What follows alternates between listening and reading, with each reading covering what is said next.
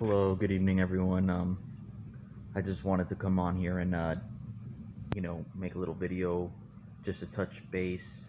I know that I've harped on a lot about Donald Trump and me thinking that he's the Antichrist.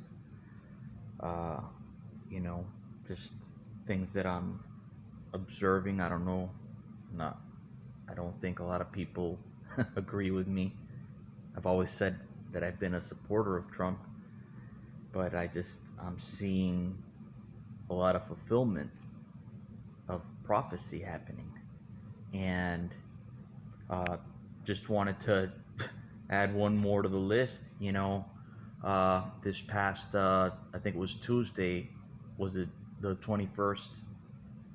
I think, or anyhow, it was on Tuesday, I believe, that, you know, they had Donald Trump read a Bible verse as part of this function where in the White House, different people are going to read different verses of the Bible.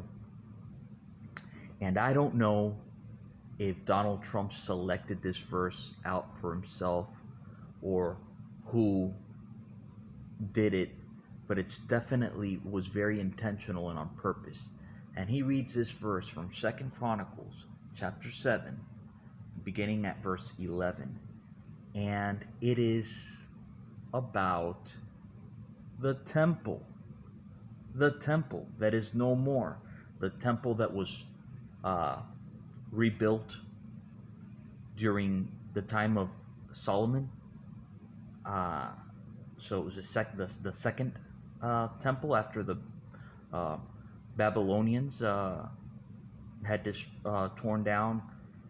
You know, when the captivity of Babylon happened, where they took the Jews out of Judea, carried them off to Babylon, they destroyed the temple. Well, then came David, and his son Solomon rebuilt the temple. And that's the verse that Donald Trump reads. Now, of course, we know that in biblical eschatology, the Antichrist, at some point, there has to be a temple, because it says that at some point, John, in chapter 11, verse 1, at the beginning of the time that we identify as the last 7 years before Jesus returns in the book of Revelations, it kicks off with John giving a reed like unto a rod, and he's told to measure the temple and to leave those that worship therein, but the part that is without the courtyard leave unto the Gentiles, and the city shall they trample underfoot 40 and 2 months, or something. Like, that's how it starts, right? So we know in biblical eschatology, for all the people that think that Israel is forsaken and that Israel is no longer favored by God, and that it's us Christians, we get to join Israel, right? They want to replace Israel, even when God says that a mother may forget the child that she held to her chest, but that he would never forsake. It would be easier for a mother never forgets, right? The baby that she held to her chest. So that's basically never.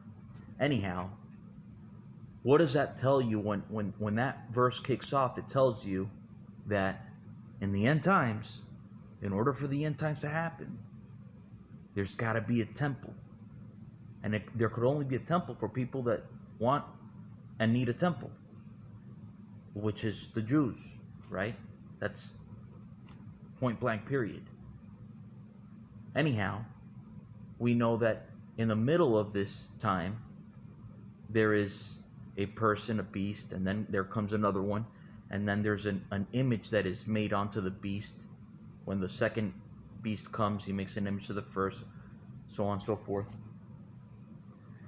So there is a correlation between the Antichrist, the Jews in the end time having to be there for biblical eschatology to happen, a temple, and that this beast defiles the temple, right? I made a video recently about Donald Trump posting a picture of himself as a messianic figure, which is completely blasphemous and, very disrespectful and very arrogant of him. Very arrogant of him. And like I said, policy-wise, I've always backed the man. But here he goes and reads this biblical verse, and it is about Solomon building the temple and how they're blessed. So let's read it. It says, we're going to hear it from his mouth, but thus Solomon finished the house of the Lord. So Solomon just finished building the house of the Lord, right? Thus Solomon finished the house of the Lord, which is the temple. Right now there's no temple, right? He posted a picture about him being a messianic figure. He got shot in the head, which could be a deadly wound, and he didn't die, right? And the wound healed, fulfills everything. He gets into a car called the Beast. He's coordinating the Abraham Accords, setting up the ministry of peace around this Abraham Accord, So, but this is just one more thing. He reads this verse, and it is about the temple that needs to be there for biblical eschatology, that needs to be there for the beast to defile. And he puts a picture of himself as a messianic figure. Go figure that one out. So I don't think it's hard to connect the dots. But anyhow, people love him so much, and the one, can't forget, the one we have to love is Christ, Jesus, Yeshua, Mashiach. Anyhow, it says, thus Solomon finished it. That's how it begins, what he read. Thus Solomon finished the house of the Lord, the temple, the house of the king. Okay, and it says, and all that came into Solomon's heart to make the house of the Lord, and in his own house the prosperously effected. And the Lord appeared to Solomon by night and said unto him, I have heard thy prayer and have chosen this place. This place is what place? What do you mean this place?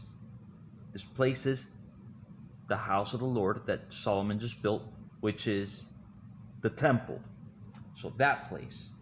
Chosen this place to myself for an house of sacrifice. That's where the sacrifices were made, and that's why there's no Jews don't make sacrifices anymore, because there's no temple to make the sacrifices unto the Lord in His house. If I shut up heaven, that there be no rain, or if I command the locust to devour the land, or if I send pestilence among thy people, if my people which are called by my name shall humble themselves and pray and seek my face and turn from their wicked ways, then will I hear from heaven and will forgive their sin and will heal their land. Now mine eyes shall be open and my ears shall attend unto the prayer that is made in this place. Right? He will hear the prayer that is made in this what place? The temple. So this whoever did this, they know what they're doing. They know, when they made him read this, or if he chose it, I don't know. But let's hear it from him. Give me a second. Let's look for. Hold on. All right, I'm gonna play this YouTube video here, so you could hear it from him. Hold on. Listen. Thus Solomon finished the house of the Lord and the king's house, and all that came into Solomon's heart to make in the house of the Lord, and in his own house he prosperously effected. And the Lord appeared to Solomon by night and said to him, I have heard your prayer and have chosen this place to myself for a house of sacrifice. If I shut up heaven, that there be no rain, or if I command the locusts to devour the land, or if I send pestilence among my people, if my people, which are called by my name, shall humble themselves and pray, and seek my face, and turn from their wicked ways, then will I hear from heaven, and will forgive their sin, and will heal their land. Now my eyes shall be open, and my ears attent to the prayer that is made in this place. For now I have chosen and sanctified this house, that my name may be there forever, and my eyes and my heart shall be there perpetually. And as for you, if you will walk. So yeah, I mean, I don't know how a lot of people are resistant to this idea of Trump being the Antichrist. And if you really do believe that we're living in the last days, like I do and many other Christians, you have to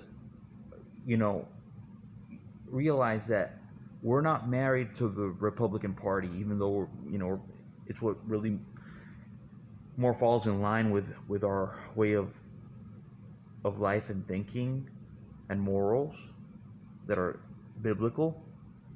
But we're not married to the Republican Party or any politician or even the president. We should be completely loyal and faithful to Yeshua Mashiach and his word and the truth. He is the truth. And tell me if I'm wrong. Tell me, in the comment section, if anybody's out there listening to me, all 3 subscribers, tell me, why do you think I'm wrong? Or can you even see why I would think, based on objectively, and all the things that I've been laying out, could you at least see where I'm connecting these things? Or am I totally crazy? Let's talk about it. Anyhow, have a great rest of your evening, and have a great week. Good night.